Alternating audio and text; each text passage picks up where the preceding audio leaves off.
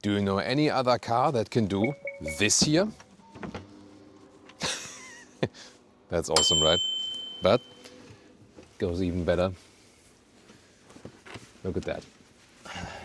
There we go.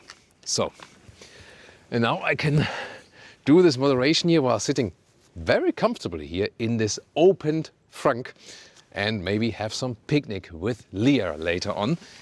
But for now, she will keep filming me and I'll put this one back in place again and I can close the trunk again in a very spectacular way of the Lucid Gravity. A very unique electric vehicle, an SUV, a van, an SUV van, a van SUV, super large, extremely large battery. What's the real world efficiency and range? We're going to test it for you. And how good does it drive? What's the interior like? There will be even more surprises coming up with the 6th and the 7th seat, because this is here a large 7-seater. We're going to find out everything you need to know about this with Thomas Nautical Fuel in 4K, full screen, full length. Let's go here with the Lucid Gravity illuminated strip here, and also the Lucid logo is illuminated, American company, and then the turning indicators in a vertical way, spectacular in the lower fashion. The side profile here is, as I said, it's a very long car at 5 meters and 3 or 198 inches, and you get these wheels here. Different sizes, these are the biggest ones, 22-inch in the front and mixed wheels, 23 actually in the rear. However, the width, it does not differ which wheel size you pick. Yes, the rear ones are always the larger ones, 285 in the rear, 265 in the front in millimeters. You would start at 20 in the front, 21 rear, then 21 front, 22 rear, and then the top 22 front, 23 rear. The width is the same. However, the consumption is still worse for these ones because of aerodynamics here, these large openings. If there would be aero wheels, then maybe the difference would not be that large. And you can see here, it's kind of a van shape. This one is also the stealth design. That's why this area is also a little bit darker. You can also get it a little bit brighter, actually. And in the rear, I mean, yeah, some mix of SUV and van, I would call it that way. And once again, beautiful three-dimensional styling here for the lettering and also the light integration. It is a very clean design, definitely. Or what do you think about that? Then, about the battery, it's also very large, 123 kWh for the Grand Touring. This is the large battery version. There is also an entry-level version available with 89 kWh. However, it's a large vehicle. It will probably also not be the lowest in consumption. We'll do the motorway test here today for you. Therefore, it might be wise to go for the big battery. Here, 22 kilowatt AC charging and a charging peak DC of 400 kilowatt. 10 to 80% state of charge in some 23-24 minutes, something about that in ideal cases. And the charging curve is also supposed to be pretty good, so that the 200 kilowatt is held until 70%. So very quick in charging, large battery.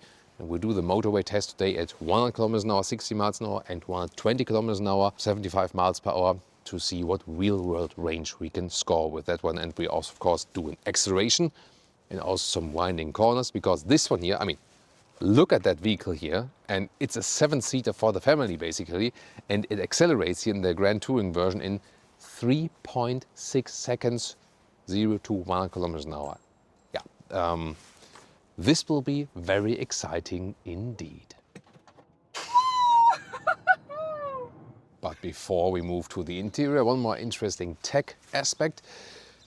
The 1-chamber air suspension is standard. Optional, a 3-chamber air suspension, then together with rear axle steering, and then up to 3 degrees in the opposite direction than the front wheels. The rear wheels can turn, and this really helps to maneuver this large vehicle around corners for parking in, parking out, and so on. It's Leah here, and have you noticed that Thomas missed 2 special features in the front here? Let me show you. That's hard to press, right? Yeah, really. So, first of all, the power socket here. You can charge your phone or use the hairdryer there. And the second one is the, Thomas, I need it, Thank you. The cup holders. Ah, that's a nice feature, right? Actually, not only for one side. Yeah, for the other side as well. Really nice. So is it comfortable then? Yes, really comfortable. Yeah. And here's another button to close it. So hold that and yes. Ta-da! Then here, the key fob.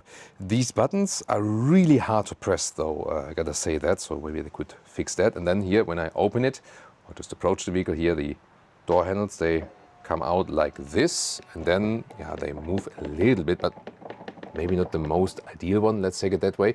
We have here, soft close. There we go. The panel gaps, by the way, here in the front, looks okay, but there are certain areas, for example here, you see this overlap here. So these are the famous German Spaltmaße. So that's maybe something they could improve a little bit further. And then here, you also have the laminated windows already in the front. It's actually for all the windows, so that's also very silent. And I can already tell you right now, it will be silent on the motorway here. These front doors open very wide. Then the high-grade leather red on top here, also soft underneath, fabric inset, this beautiful scheme, also here with the matte wood, so it's lovely, how it's made. Also standard window levers. Also here, the inside of the door is covered fully with leather red. Well done. The only thing here I don't like that much is this door opener from the inside. Like, why would you do it that way? It kind of feels weird though. Looks clean now, yeah. Yeah, it looks clean from here, but the thing is, like, this door is like perfect from the build quality, and everyone's like, oh my god, this, wow, and the matte wood and grace, and then, oh, I want to get out of the car, and then like, huh? So why? And it's plastic. So Yeah, don't that's feel that so nice, it yeah. doesn't fit to the rest of the build quality. Let's take it that way. Then the entry badge here. This is also the Mojave trim. There's also a very beautiful trim here on the inside. Actually, here the steering wheel, flat top, flat bottom. Then these are capacitive buttons here. Not my favorite, but the lower ones you can actually press. This is like a favorite button here on the right lower side. And these seats here. These are also the high-grade leather red seats. Optional, you can also get animal skin, but these here are really nice in the build quality. Very soft, good quality also here in the sit bone area. You can also make this part here a little bit longer, all electric seats. And they also offer very nice comfort, so I can only recommend this trim then here. You can move it forward, backward, electric, of course here, lumbar support. This for the back part, this is the lumbar support, and then there's also a seat massage available in different forms: rolling, unwind, wave, stretch, and deep. And two modes of these, like here, oh, unwind. Not sure if you can even hear that on the microphone. This has a seat vibration. It's like oh, that's the stuff. Gives you the shivers, but in a positive way. This is crazy because I think it really like relieves the facial tissue, like the deep tissue there. Oh wow, that's crazy. Because I mean, some massage functions, they are like just lumbar support in and out, and it's like doesn't make sense. But this one here, I mean, due to this vibration massage, it really relieves tension from the muscles and so on. And wow, this is really like goosebumps. This is really crazy. And also these functions, like the wave functions, you feel that it's not only the lumbar support going in and out. They're really like individual dots, massaging you like the cat paw massage style. This is really amazing. So it's a great massage feature. I can just recommend this one. So great luxury features, and of course heating and cooling here with these perforated leather red seats. So this is a perfect trim. I mean, you can argue about the exterior color, of course, picked it differently or something. This is called Aurora, this green, by the way, but this is really probably the trim to go for. You can also, of course, also pick this same material in different colors as well. And then you might know the Tesla Model X, taking inspiration, a lot of headroom, don't need to discuss that. And then you have this panoramic glass here, and then these attached sun blinds. They can be even extended here, like this. This is nice, and then also with Tesla-like magnetic covers then here for the light.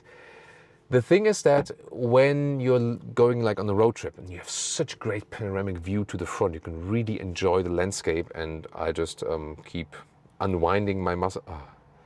I think I gotta go get back to you in 20 minutes. So, okay, let's stop it for now, that I can concentrate on talking to you.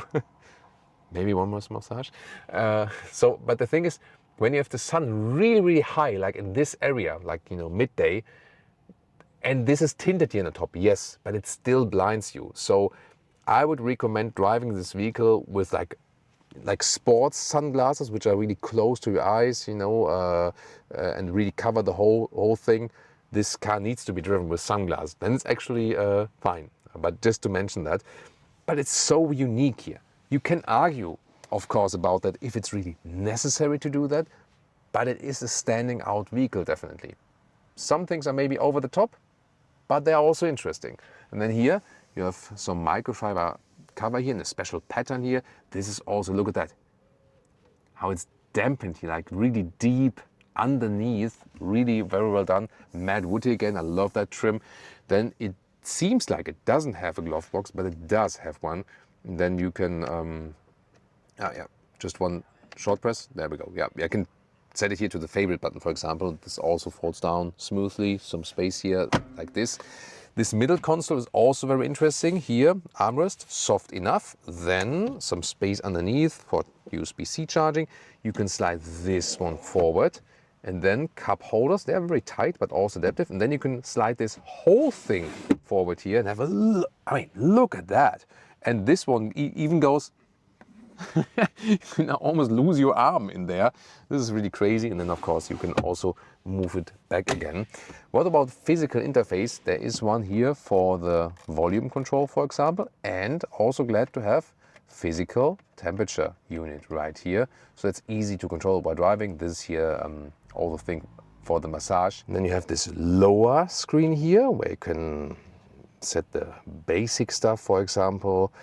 You can always have the hotkey here to vehicle functions like this. Here you can set the driving modes, but you can also set to the hotkey at the steering wheel, for example.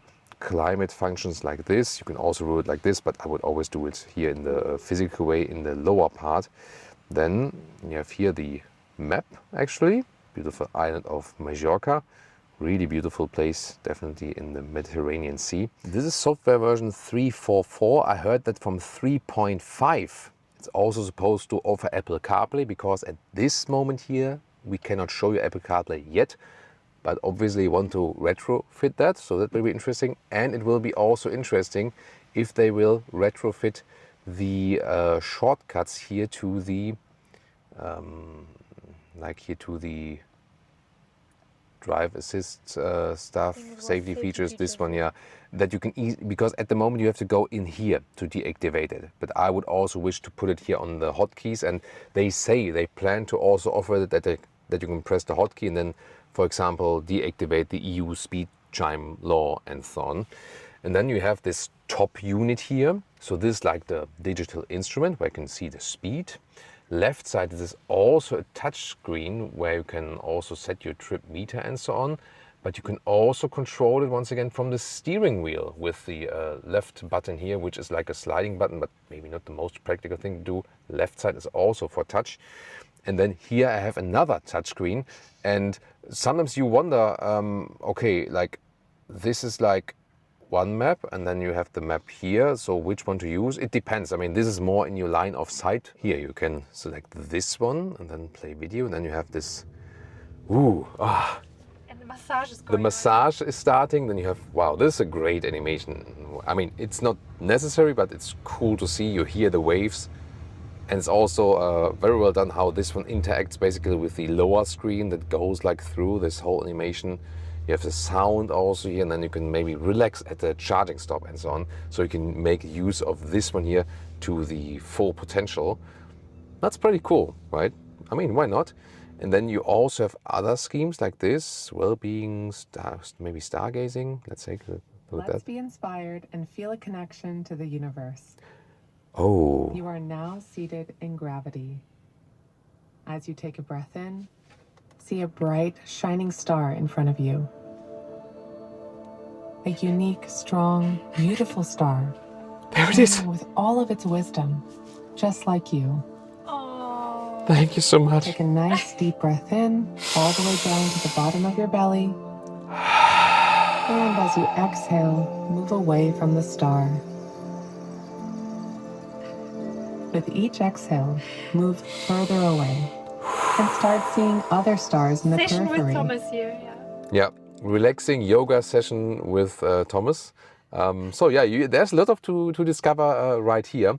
So once again, you can say it's maybe over the top on the one hand, but you can play around with it and everything works pretty reliable. It's also very quick. And my favorite, definitely the seat massage. I'm not sure if you could hear that on the microphone, but this is like the vibration again. And so see you soon while driving. That's the stuff. With the trunk or the boot, because this is really spectacular and solutions I have never seen in this fashion before. So here, this is the normal boot length. Soon also going to take the measurements, but here, step one, head restraint goes down. You can pull this one forward. Here, head restraint goes down. And then, even more tricky, this one here, I can lift it away. And then there's, for example, the charging cable underneath. You can also store it in the front if you don't want to use it as a picnic station. And then here, you can take these all away, because then you have space to let these seats here sink in the last seating row. This is very special. This PC, by the way, has the tendency to fall off, so you have to watch that a little bit. So then push this one down. So then you have this area already quite even. This gap will stay here. And now, this is even more interesting, I can use these buttons here, that these seats are folding. I press one first, you can watch it from here, like the left side. There we go, and then it folds down. This is also yeah, pretty impressive, but now Leah opens the door, the right side, and I can press the other button, and then you can see what happens here. Look at that. This one goes forward, and then, yeah, I maybe would watch children's hands there, because it's really, hard, but wow, what a mechanism. You can see this is on the floor now, and that's why it goes so low down then. And look at that maximum setup. This is extremely impressive, and you can even put the mattress then in here and have like a camping night. I mean, look at that. You can also then watch the stars at night or something like that. And I mean, this gap here, maybe for the hip area, isn't too bad, because like some mattresses, they are like softer in the hip area. When you put the mattress over on top of here, then this area is automatically softer because it sinks a little bit more in. So maybe that's a good idea. And now let's measure this thing. So the normal trunk length, 70 centimeters, 27 inches. Then the maximum height right here is 35 inches, or a little bit less than 90 centimeters. That's crazy. Also possible because these ones go down. And then, yeah, you might have already expected this. This is the full ruler, 2 meters or 79 inches. And that goes even above that. So this is like, it's like 2 meters 30, or 79 plus 12 inches is 89, 91 inches. Wow, this is crazy. The width here, by the way, a little bit more than 1 meters 10, or like 43, 44 inches. That's crazy. And then when you want to move that all back again, oh, by the way, here there's like side holes again. When you want to reinstall everything here, you have to basically repeat that like this and like this. That's the way they go up again. Then you pull these. So it's actually not too hard, like this and up. So like this. Then you have your third seating row again. And then the second row, this gets a little bit trickier. So here you have to pull up, and this needs a lot of strength actually, like this. And then you can see once again this mechanism, how this one moves to the floor. So pretty clever engineering. And then like this. And the hardest part is actually on the other side, because that needs a lot of strength. And it's actually still quite cold outside, but I already took off my jacket because this is my morning workout. I already did this for like the reels and stuff, for the vertical format. And Leah's just enjoying filming it. Oh, there we go. Thomas' gym session is done now. Yeah. That's tough. That's tough. Yeah. And remember that we film it in English, long format. We film it in German, long format. And then we do the vertical format in English and in German. And from the vertical, a very short format and a longer format. So basically, I end up doing the whole stuff you've just seen, I think 5 times? 6, I think. 5 or 6 times? I don't know. Like I haven't stopped counting, but this is really the thing that, especially when we have a car like this, so much to discover in the second and the third seating row and the trunk and so on, and really cool features. But that is the biggest work part for me. And there were some funny comments recently saying like, oh, this guy is measuring trunks as a job, you know, like, and then, yeah, this probably like life goal is reached. I can earn money with measuring trunks of a car. I wouldn't have expected that, you know, when I grew up in this very rural, small community, you know, and yeah. Funny things happen in life sometimes. Thanks to you, I can measure trunks as a living. Yeah. And by the way, here, to access the third seating row again, here, press this button. Ooh, that one falls, and listen to that. So these motors are pretty loud actually, and then you can access the third seating row. And the thing is, can you actually, I mean, I can move this one here forward a little bit, but can I still sit there in the rear? Maybe I can even move. Oh, look at that. This is even possible. The kids will enjoy that. So gladly my shoes are all fresh and not dirty.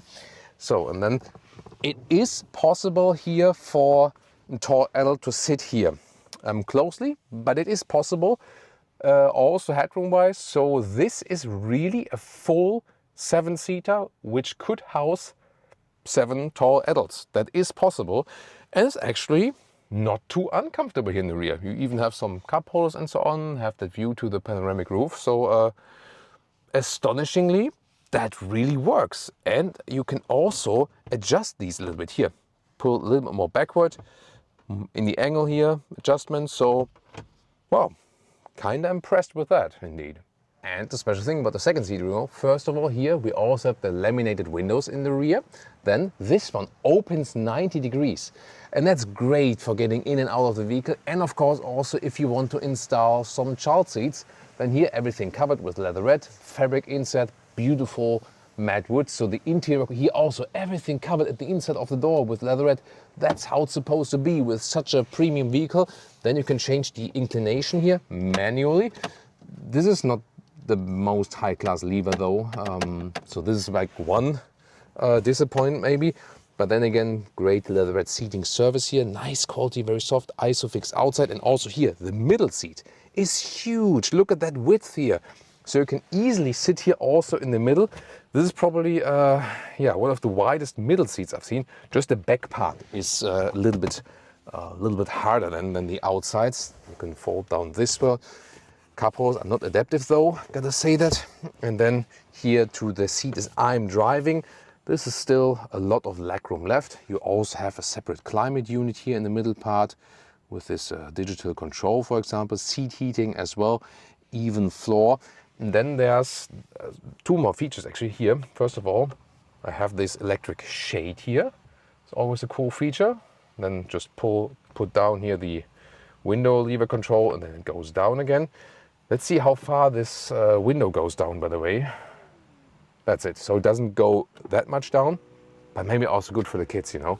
And then, talking about the kids, here you have a table. And this actually, I mean, it is, you see, it's very low. So I have to put my knees then to the side. But this is actually pretty cool for working then. If, you know, I have some time somewhere, maybe a charging stop, you go to the rear and then you start working with the laptop here. It is also a very stable mechanism. And that's like pro and con, because these hinges here, they are very stable because they are 2. But because they are 2, you also have to be careful with your kids, because this should not happen here, you know. So this is like a children bone breaker, so to speak, in the fingers. So yeah, whenever we're driving with the kids here in the rear, I mean, it is properly stored here. You need to put it out like this, but you should teach your kids that they should not interfere with their fingers right here. Yeah, but then again, this is the very stable solution. Sometimes these tables, when they are just like attached with one hinge here, they're like wobbling around and so on. So this is definitely pro and con. But here also a lot of headroom left. So no problem at all, and it's a very comfortable, pleasant experience here in the rear. So such a travel mobile.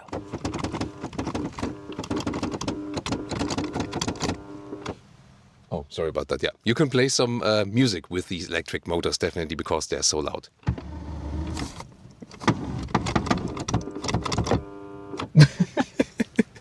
By the way, Leah just noticed that here, look at that, how this area stays open when you open the trunk area, and then also like the form right here, and also when you close it again. So which car does that resemble? There is one vehicle from a German premium manufacturer, also electric, also SUV, which has the same mechanism. That's cut out like this here, and then exactly this area here stays open. And I exactly knew what Leah meant. So tell me in the comments, which car does that resemble, this area here when the trunk opens and closes? Tell me in the comments, and then we'll discuss that. All right, sprint mode. Wow. Yeah. I mean, this is a huge, huge, huge vehicle. And yeah, sprints like a sports car. Official is 3.6 seconds to 1 kilometers an hour, and yeah, you don't see that coming. Totally don't see that coming. Can go back to the smooth mode again to gain some more comfort. And you heard it. It also triggered the Leah meter, definitely.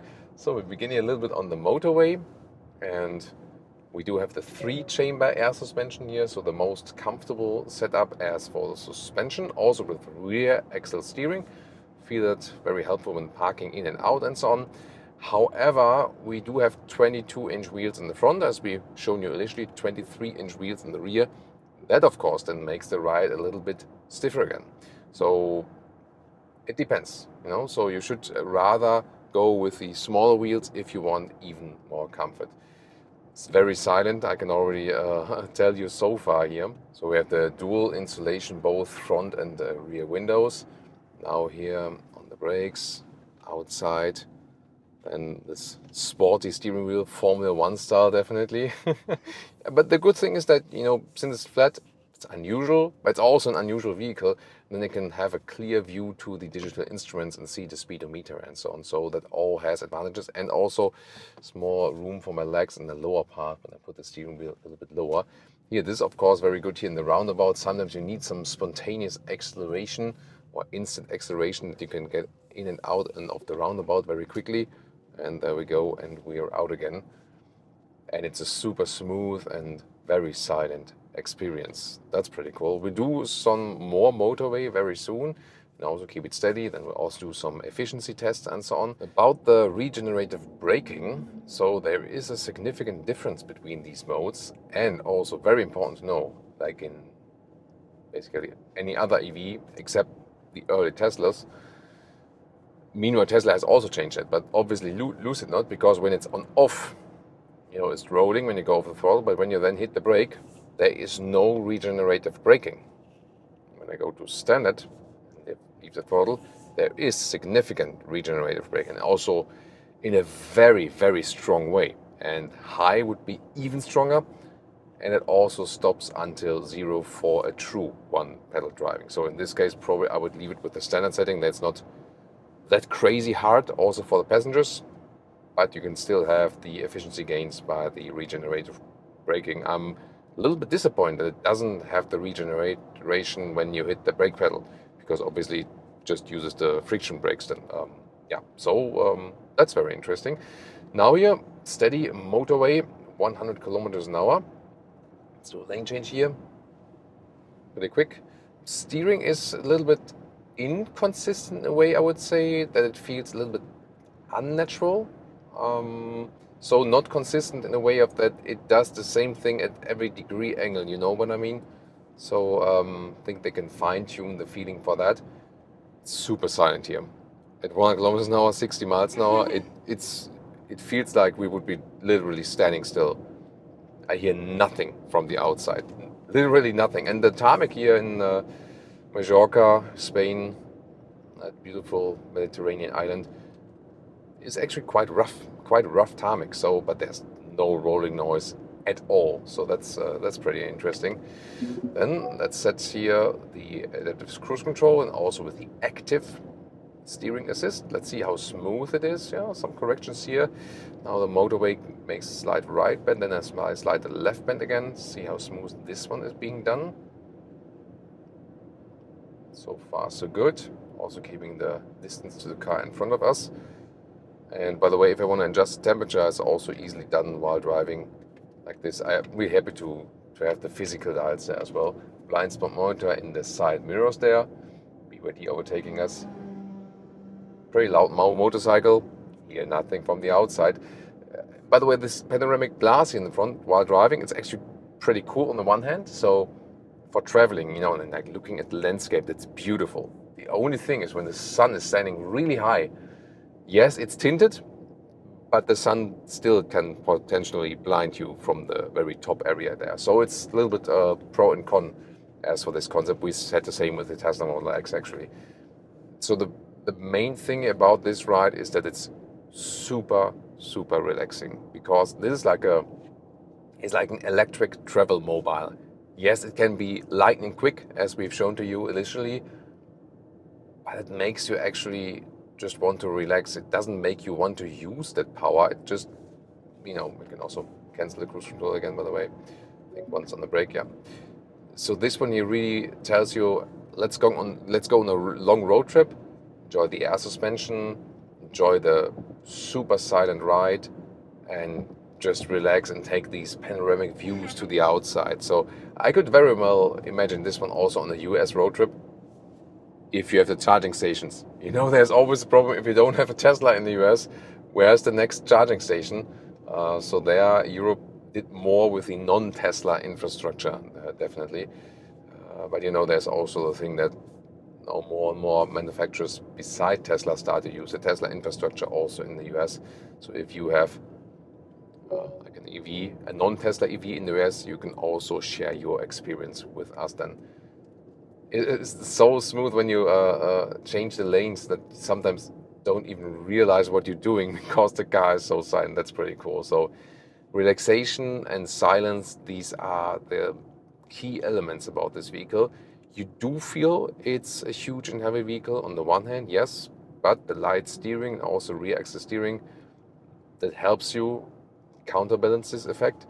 And you can also, you know, easily maneuver this car, of course, with the throttle, just super smooth. And also, if you like, in the acceleration, then next lane change and so on. The regenerative braking standard setting is to me a little bit too rough, maybe. So once again, my favorite setting would be if there would also be an off setting in a way that they can just use the brake pedal, and that's actually it. But this is a very good motorway car, so we'll soon catch up with more agile driving and so on, and see if this vehicle here, although it's actually quite large, can still master that. However, here this motorway is now allowing a little bit higher speed. I also want to test that. Ooh, lane keeping assist is super harsh, but although I was, you know, hitting the turning indicator first, you can also deactivate it, but so far they don't have good hotkeys for that. Also this speed chime thing, EU speed chime law, not easy to deactivate yet. They're planning to also introduce that for the hotkey here at the steering wheel, that you can also easily change it with that. Additional blind spot monitor, by the way, here with the camera in the instruments is also a good thing. Learned that from Hyundai, Kia and Genesis, basically. It's a good feature to have this additional blind spot warning right there. Now we can also switch back again. See here, also good view to the side mirrors. Actually also decent view from to the rear, you know. It's a little bit blocked, but just, you know, not too much. And super silent once again on the motorway. It's a very pleasant experience. Some traffic here today in Majorca. I think the left lane is ending right now. I have to be a little bit careful, but you know, especially these, they're like the commercial vehicles. They're like, I use the last chance, right? yeah, and then situations like these arise actually from that. Leah also seems to be very relaxed. Yeah. So we can go on a very long road trip now, and she can maybe also like start sleeping or then watch outside of this panoramic view. By the way, if you use the shade here, yeah, it doesn't do that much, honestly. So this is a vehicle where it is basically mandatory to wear sunglasses. So only for very cool people, you know. Yeah, about that. Yeah, this also road, like run-off road protection thing is actually reacting in a very, very sensitive way. Again, you have to be very gentle with the throttle because, you know, as soon as you lift it, there's so hard recuperation already in the standard setting there. So that's definitely one thing to consider. So now we can also drive 120 kilometers an hour as soon as we're allowed to. So about like 70 miles an hour, and we'll also do this efficiency test for you. There's like the other lane opening, so that's pretty good because that's the maximum speed that is allowed here today on this island. Later stage we can also do a test on the German Autobahn, for example. And now here, about 120 kilometers an hour, that doesn't change anything, you know. Sometimes it changes a lot with vehicles, but it's like nothing. Probably maybe one of, if not at this speed at least yet, the most silent vehicles I've ever driven, I think. This is might be even better in the in this low noise level than the Mercedes S-Class, I think. It's like nothing. You hear absolutely nothing from the outside. So that is pretty impressive. Now some agile driving. I'll go to the Swift mode because that one has this cornering symbol right here. This one is for the Swifties. Oh, for the Swifties, yeah. So let's go here. And yeah, we have to always watch here the cyclists because here on Mallorca they are pretty frequent actually. But then there also is some cornering in there, and you know, up to about 3 degrees the rear axis steering goes in the opposite direction at low speeds, especially of course for parking in and out and so on. And of course I'll be eager to hear Leah's feedback soon as well, and also watching her face if it's still good or not so good. Yeah, we will see after some corners here. I mean, it's a heavy vehicle, it's a large vehicle, beautiful views here by the way outside. So this is Cap Formentor, the northern east tip of the island of Mallorca, so very beautiful views out there. This is of course good then with the panoramic windscreen, but yeah, as I said, the steering could be more natural in how it, you know, reacts from different degree angles. You do feel that you move something large and with a lot of weight around. So it's not that only because of a low center of gravity and because of very fast acceleration or quick acceleration that suddenly would diminish the weight or something. On the motorway, as I said, I felt it's a good, like, straight travel vehicle. And here, for me as a driver, I would say like it's fine, but it's not like in a way of this is the car I would get for having fun in driving, you know what I mean? Which you probably also, when you look at it from the exterior, cannot really expect. Therefore, I think the steering is not precise enough, and the weight and the size is just too high, and it's not really optimized for agile driving. Considering, you know, with the technology, with the air suspension and the rear axis steering, they try to get squeeze as much as possible out of it. And the good thing is, especially on these tight roads, I mean, I have a good view, you know, so I can see everything very well. This is also a good safety thing, of course, you know. Leah doesn't look too happy, or I would say I'm fine. she's fine. But it's she's more fine. for motorway straight, I think. Yeah, Yes. yeah. So I've seen Leah worse. Especially for a passenger, yeah. I've seen Leah worse, but For a shorter trip, then it's fine, but yeah. So I've seen it worse with Leah, but Yeah. I've also seen it better. So yeah, let's take it. And that's also my opinion. You know, there are vehicles that are performing worse in agile driving, but definitely also those that perform better. Considering the size, I think it's still okay. But you feel that it's not like the specialty of this vehicle. Let's take it that way. But once again, it's getting quite windy up there. You can also see it here at the shirts of the cyclist, and That is something that you don't hear at all in this car. I wonder how it will be, because on the motorway we could do maximum 120 kilometers an hour, maximum like around 70 miles an hour. Today, wonder if it will still be the case at really, really high speeds. We'll see about that when we have the car once again in Germany. What is, by the way, good again, that you can accelerate out of the corners in a very nice way. So because you have this abundance of power, you can push it out of the corners quite easily. But you always have to think about your passengers, because since this one has so much power, you have to be always gently with the throttle, not to put more stress on your passengers. And if you wonder, by the way, should you think, hey, this is pretty cool what I see here, exterior, interior, driving and so on, but I want something just smaller from Lucid. They have just announced that they want to massively invest in the mid-size segment to also bring more affordable and smaller cars for you. Price, efficiency, real-world range, and what's the main use case of this vehicle? So first of all, the pricing starts in Europe just under 100,000 euros for the small battery. And then the big battery here is already more expensive, and that is starting at 117,000 euros. However, the car as it stands here right now is just under 150,000 euros with all the extras. The US prices are a little bit more likable, starting at $80,000, or then for the Grand Touring here for the big battery at $95,000.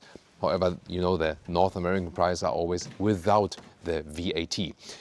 Then for the efficiency test, that's why I'm looking at the phone right now. So we did 100 kilometers an hour, 60 miles an hour, motorway, and also with topographic equalization. And there we could score some 23 kilowatt hours on 100 kilometers. That's 2.7 miles per kilowatt hour. Means for this large battery a range of 540 kilometers or 340 miles. Then at 120 kilometers an hour, 75 miles per hour, so a little bit quicker, more like a German motorway speed. Okay, that's probably then even faster. So there we could score some 27 kilowatt hours on 100 kilometers, 2.3 miles per kilowatt hour would mean at that speed a real range for the large battery of 450 kilometers or 280 miles. It is a large vehicle.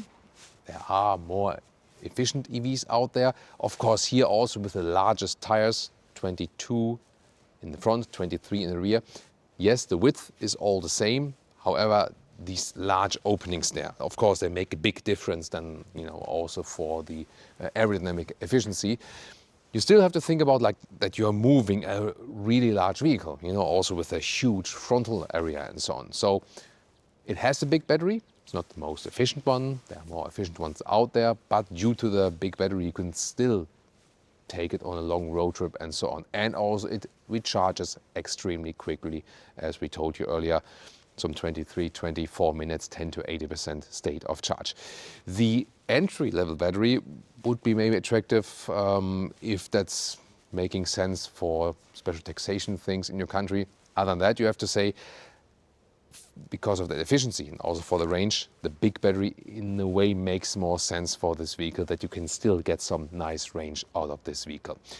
It has the air suspension tech, the rear axle steering and so on, and is also, at least at these speeds we drove today, very silent.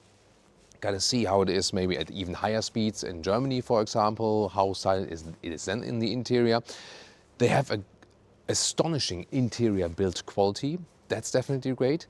It is not thought to be like the most agile car in driving and so on. I mean, look at that. It's more like this family van. So if you think about using that large battery, going straight, having a silent and relaxed ride, that's what it's for. The main problem will be that they need to find customers who are willing to pay these prices, especially in Europe, when there are also more affordable alternatives. Yes, maybe they are smaller, but maybe they still do the job. What is definitely true is here that you are very flexible, especially with the third seating row, that you can hide them again, that you have then 2 seats more suddenly again. So that's actually the strength of this vehicle. What do you think about the Lucid Gravity? Tell me in the comments. And now check out some other large EVs here.